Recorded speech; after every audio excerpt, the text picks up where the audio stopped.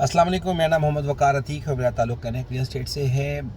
जब मार्केट चलती है तो किस तरह के प्लॉट सबसे ज़्यादा बिकते हैं और आगे जाके भी किस लेवल के प्लॉट बिकेंगे, हमें किस तरह का प्लॉट लेना चाहिए, ये सवाल एक बेसिक सवाल है जो कि हर कॉल पे किया जाता है। उसको मैं समझा देता हूँ बात को। देखिए, हम प्लॉट्स को 2 से 3 हिस्सों में डिवाइड करते हैं। एक तो वो प्लॉट है जो बिल्कुल नगीना प्लॉट है और जिसके आसपास कोई कमर्शियल नहीं आ रहा, कोई नाला नहीं आ रहा, किसी कोई गैस पाइपलाइन नहीं आ रही। 500 गज़ की बात हो रही है ख़ास तौर पे। तो कोई गैस पाइपलाइन नहीं आ रही तो वो प्लॉट नगीना प्लॉट है और वो तकरीबन 20% होते हैं। और क्योंकि ज़ाहिर है उसकी सप्लाई शॉर्ट है तो मार्केट में भी सब डिमांड शॉर्ट है, तो वो आपस में मैच कर जाती हैं चीज़ें। लेकिन उनका रेट जो है वो मार्केट के लिहाज से होता है। जैसे मिसाल के तौर पे हम कोई भी चीज़ अच्छी प्लॉट, नगीना प्लॉट का 1 करोड़ रुपये का रेट है तो 30% नीचे उसके अफेक्टेड प्लॉट। अब अफेक्टेड आप बोलेंगे कमर्शियल फेस अफेक्ट करता है, स्कूल फेस अफेक्ट करता है। हमारे नज़र में जो कमर्शियल के पास भी आ रहा है वो भी अफेक्टेड ही है। दूसरा तीसरा प्लॉट भी अफेक्टेड ही कहलाता है। लेकिन वो चीज़ें बिक जाती हैं, उनके लेने में कोई हर्ज नहीं है। उनका एक्चुअली बायर इन्वेस्टर नहीं होता। क्योंकि इन्वेस्टर इसलिए बायर नहीं होता क्योंकि अगर 10 इन्वेस्टर हैं तो 10 से 15 प्लॉट तो अवेलेबल हैं। अगर इन्वेस्टर बढ़ जाए और प्लॉट कम हो जाए तो फिर तो उनका रुझान बनना पड़ता है कि भाई चलो ठीक है, वो इस तरह के प्लॉट पे आ जाएं। तो बहरहाल सप्लाई ज़्यादा होने की वजह से इस तरह के प्लॉट आजकल तो बिक ही नहीं रहे। तो जब तेज़ी आ रही तो भी नहीं बिकते। तो हमें करना क्या चाहिए, मैं समझा देता हूँ आपको बात को। देखें, एक्चुअली मामला ये है कि कमर्शियल से दूसरे तीसरे प्लॉट में कोई हर्ज नहीं है। स्कूल से दूसरे तीसरे प्लॉट में थोड़ी बहुत फ़र्क आता है। उसके साथ साथ नाले से दूसरे तीसरा प्लॉट तो अफेक्टेड है ही है। वो तो मैं समझता हूँ कि इन्वेस्टमेंट के तौर पर नहीं लेना चाहिए, वो रुक जाता है, फंसता है वहाँ पर बंदा, वो नहीं लेना चाहिए।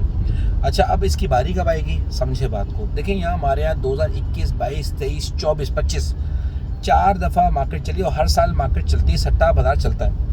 अनफॉर्चुनेटली बाज़ार चलता है 15 दिन, 20 दिन, 25 दिन, इससे ज़्यादा बाज़ार चलता ही नहीं है।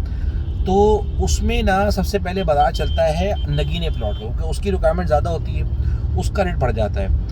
उसका रेट बढ़ने के बाद एक हद तक उसका रेट बढ़ेगा। उसके बाद किसका रेट बढ़ेगा जी? उसके बाद उसका रेट बढ़ेगा जो 80% है हल्के प्लॉट का। वहाँ तक अनफॉर्चुनेटली बारी आ ही नहीं पाती। 2021 में तो बारी आई थी, लेकिन अनफॉर्चुनेटली उसके बाद हर साल जो तेज़ी आती है उसमें बारी नहीं आ पाती। तो भाई ऐसी इन्वेस्टमेंट ही क्यों करनी जिसकी बारी ना आए, क्या वजह है? तो भाई अच्छी जगह इन्वेस्टमेंट करो, 1 करोड़ पे लगा दो, वो ज़्यादा बेहतर है। अब कहते हैं जनाब मेरे पास तो है 1.5 करोड़ पे और मैं सोच रहा हूँ कि 75 लाख के 2 प्लॉट ले लूँ, कोई हर्ज नहीं, बिल्कुल अच्छी चॉइस है।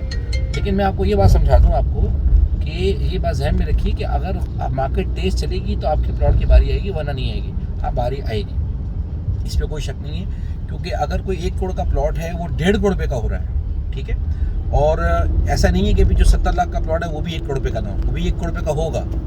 लेकिन जब मार्केट लंबी चलेगी, पेमेंट्स हो जाएंगी, 2 सर्कल घूम जाएंगे, 30 सर्कल पे आपकी बारी आएगी। जब रेट ऑफ रिटर्न बराबर है या पहले वाले प्लॉट का ज़्यादा है, उसके बिकने के चांसेस ज़्यादा हैं, उसका बायर ज़्यादा है, तो हमें क्या ज़रूरत है पंगे लेने की। अच्छा, बायर ज़्यादा आपके वाले प्लॉट का क्यों नहीं है वो भी समझा देता हूँ। वजह ये कि एंड यूज़र नहीं है। जब एंड यूज़र आ जाएगा, जब मकान बनाने वाले लोग आ जाएंगे तो वो गली से निकल के कमर्शियल को प्रॉब्लम नहीं समझेंगे, वो ले लेंगे। क्योंकि फ़र्क इतना बड़ा होगा कि 1 करोड़ के प्लॉट के पीछे 30 लाख आपके बच रहे होंगे। तो इतना बड़े डिफरेंस को एंड यूज़र समझता है और अपना मकान बनाता है और 30 लाख रुपए की कोई टेंशन नहीं, क्योंकि स्कूल सामने नहीं आ रहा, कमर्शियल सामने नहीं आ रहा, गली से निकल के अंदर है। तो ऐसे प्लॉटों का आज तो बायर नहीं है, लेकिन कल को जब एंड यूज़र आएंगे 2 से 3 साल के बाद एंड यूज़र घुसेंगे मार्केट में। जैसे भेड़ों कराची के अंदर एंड यूज़र की एंट्री है, वो प्लॉट लेते हैं, मकान बनाते हैं, ओवरसीज आते हैं, अपना मकान बनाते हैं। ऐसी कंडीशन में मार्केट बन गई, अच्छी पोजीशन हो गई, एंड यूज़र घुस गया, इन्वेस्टर के अलावा और बायर आ गए, तो डेफिनेटली उन प्लॉट्स की भी बारी आएगी जिन लोगों ने परचेस करके रखे हुए हैं, जिनको सर्विस बेनिफिट में प्लॉट अलॉट हुए हुए हैं। तो एज ए इन्वेस्टर अगर 6-8 महीने, साल या 1.5 साल के लिए एक्सपेक्ट कर रहे हो और पैसे भी मौजूद हैं, तो भाई अच्छा प्लॉट लो, नगीना प्लॉट लो, साफ सुथरा प्लॉट लो। हल्के प्लॉट की तरफ जाने की ज़रूरत ही नहीं है अगर आपके पैसे हैं। अदरवाइज़ हम आपके मुताबिक इन्वेस्टमेंट को सही तरीके से गाइडेंस दे सकते हैं। उसके लिए मेरा नंबर भी मौजूद है, मेरा व्हाट्सअप का चैनल भी मौजूद है, वहाँ आप लोग रब्ता करके रोज़ के रेट्स भी अपडेट कर सकते हैं। जज़ाकल्लाह खैर।